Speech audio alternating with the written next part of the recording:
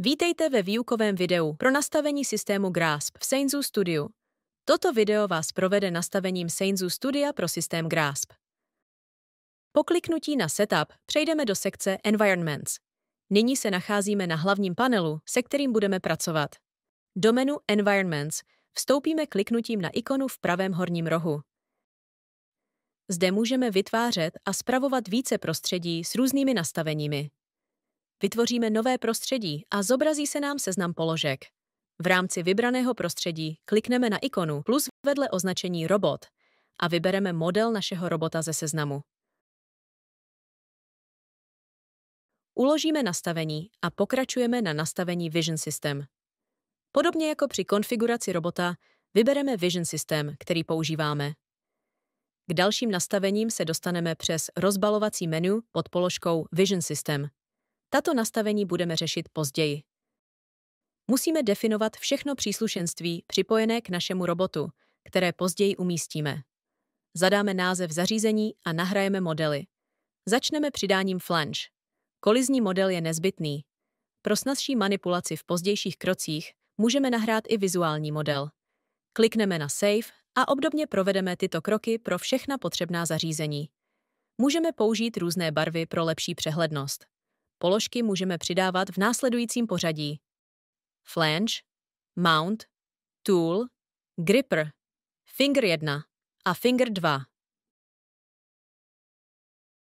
Vidíme, že přidaná zařízení zatím nejsou připojena. Připojíme je k robotu kliknutím na ikonu vedle části, kterou budeme připojovat.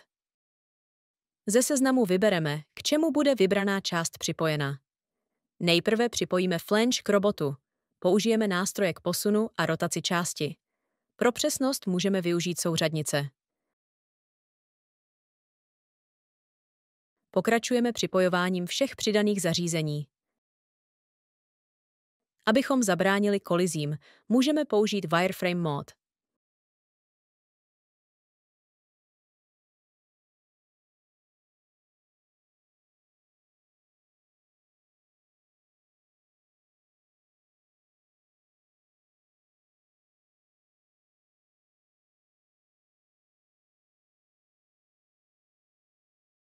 Nakonec přejdeme na záložku Vision System a připojíme kameru k mountu.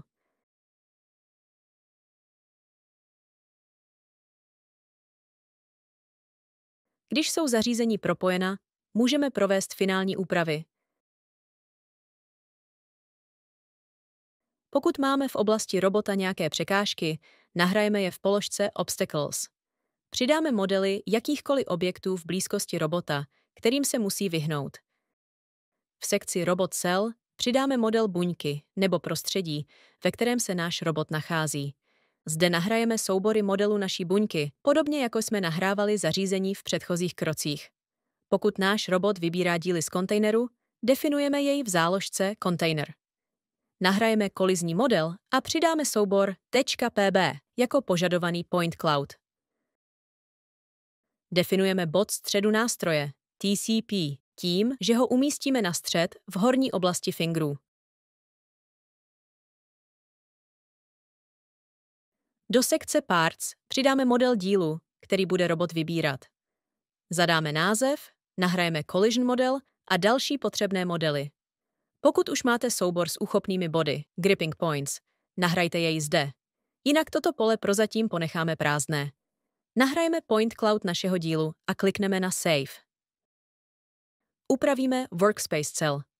Použijeme nástroje nebo souřadnice k posunu, rotaci a změně velikosti oblasti maximálního rozsahu, ve které může robot bezpečně pracovat. Otevřeme nastavení Part Neural Network z rozbalovacího menu Neural Networks. Nahrajeme pro náš díl poskytnuté soubory predikce Point Cloudu a Detection Matcher. Zachováme výchozí nastavení a klikneme na Save. Z menu na pravé straně přejdeme na Workspace Setup a vytvoříme nový workspace, poté klikneme na ikonu úpravy. V záložce General upravíme název Workspace, vybereme model dílu a kontejneru. Umístíme kontejner podle skutečného pracovního prostoru. Podle potřeby přidáme a umístíme jakékoliv překážky.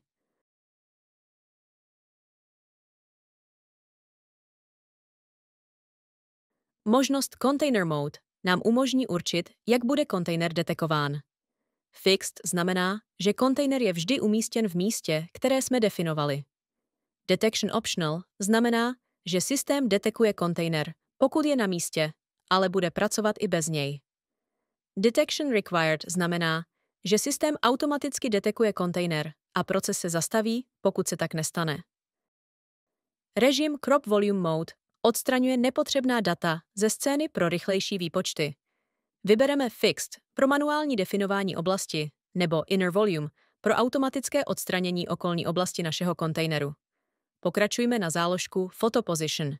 Zde nastavíme pozici, do které se robot přesune pro zachycení scény před každým zvednutím dílu. Zvolením možnosti Dynamic Photo Position můžeme zvolit pevnou vzdálenost nad zvedanými díly a systém automaticky navede robota na tuto vzdálenost. Klikneme na tlačítko Add pro vytvoření nové fotopozice. Vizuálně upravíme pozici robota pomocí nástrojů, nebo robota přesuneme pomocí ovladače a zadáme souřadnice do odpovídajících polí. Uložíme Workspace. Vrátíme se do sekce Environments. V záložce Vision System upravíme Camera Assignment. Vybereme kameru z rozbalovacího menu a spustíme stream pro každou kameru. Ujistíme se, že levá kamera je vlevo a pravá kamera vpravo. Pokud je potřeba, upravíme Camera Focus Distance. Ujistíme se, že kamera ostří na celý kontejner z pozice robota při fotografování.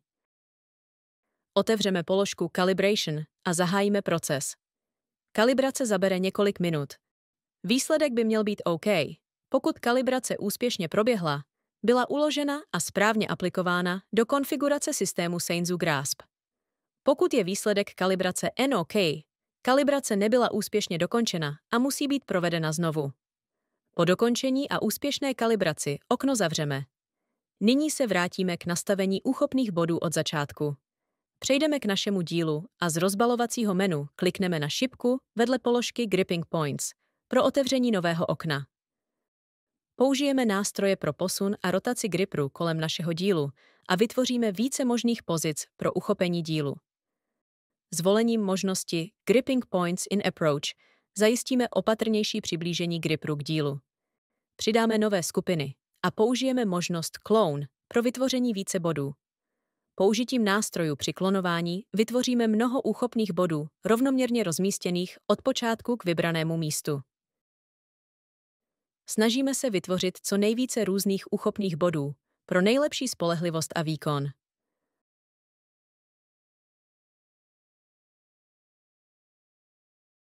Po dokončení uložíme své změny. Konečně můžeme aplikovat naše nastavení. Postupováním podle těchto kroků jsme připraveni pro produkci. Děkujeme za sledování tutoriálu Nastavení Seizu Studia pro systém Grasp.